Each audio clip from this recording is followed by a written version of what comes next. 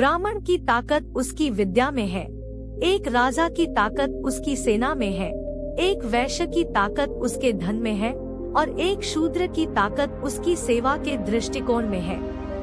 एक उत्कृष्ट बात जो शेर से सीखी जा सकती है वह यह है कि मनुष्य जो कुछ भी करने का इरादा रखता है उसे पूरे दिल और जोरदार प्रयास के साथ करना चाहिए। संतुलित मन के समान कोई तपस्या नहीं है और संतोष के समान कोई सुख नहीं है। लोभ जैसा कोई रोग नहीं और दया जैसा कोई पुण्य नहीं।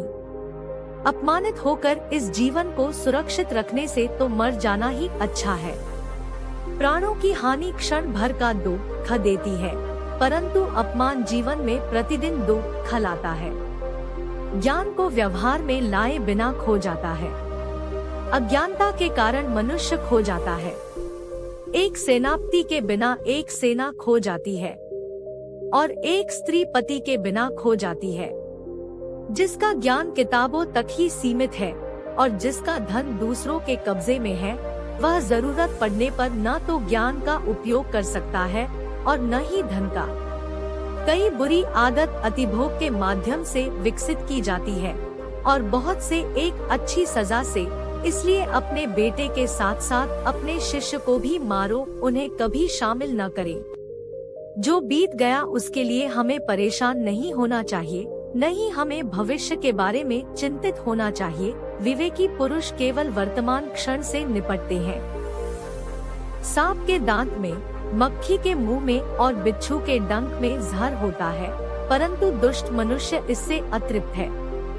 एक अशिक्षित व्यक्ति का जीवन कुत्ते की पूंछ की तरह बेकार है, जो न तो उसके पिछले सिरे को ढकती है और न ही कीड़ों के काटने से बचाती है। जब तक आपका शरीर स्वस्थ और नियंत्रण में है और मृत्यु दूर है, अपनी आत्मा को बचाने का प्रयास करें। जब मृत्यु निकट हो तो तुम क्या कर सकते हो? वह जो हमारे मन में रहता है वह निकट है, हालांकि वह वास्तव में दूर हो सकता है, लेकिन जो हमारे दिल में नहीं है वह दूर है, भले ही वह वास्तव में पास हो। नैतिक उत्कृष्टता व्यक्तिगत सुंदरता के लिए एक आभूषण है। धर्मी आचरण उच्च जन्म के लिए, सीखने में सफलता और धन के लिए उचित खर्च। किसी व्यक्ति की उत्पत्ति का अनुमान उसके व्यवहार से, उसके मूल स्थान का उसके स्वर से और उसके भोजन के सेवन का अनुमान उसके पेट के आकार से लगाया जा सकता है। पृथ्वी सत्य की शक्ति द्वारा समर्थित है।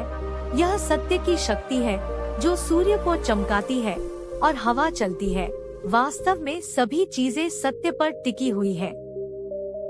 अपने व्यवहार में बहुत ईमानदार न हो, क्योंकि जंगल में जाकर आप देखेंगे कि सीधे पेड़ कट जाते हैं और टेढ़े खड़े रह जाते हैं।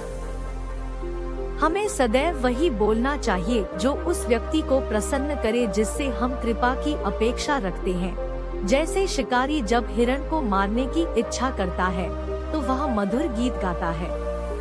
एक विद्वान व्यक्ति लोगों द्वारा सम्मानित किया जाता है। एक विद्वान व्यक्ति अपनी विद्या के लिए हर जगह सम्मान पाता है।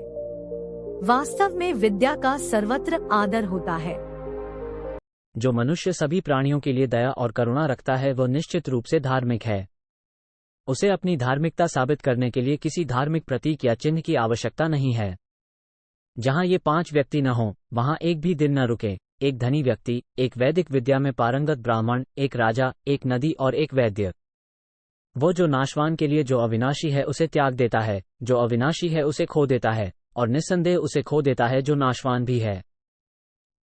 कठोर लोगों को नर्म बनाना है, दूर वालों को अपनी ओर आकर्षित करना है। यदि वे हमारा बुरा करें तो अपना लक्ष्य समझकर भी हमें उनसे सदा प्रेम रखना चाहिए। ज्ञान पवित्र कामधेनु के समान है और उस वृक्ष के समान है जो हर मौसम में फल देता है। अज्ञात क्षेत्रों में ये सुरक्षा प्रदान करता है और आपको पुरस्कार प्रदान करता है।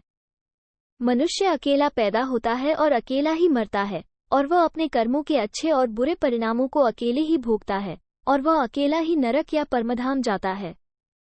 आध्यात्मिक शांति के अमृत से संतुष्ट लोगों को जो सुख और शांति प्राप्त होती है, वो लालची व्यक्तियों को बेचैनी से इधर उधर घूमने से नहीं मिलती है।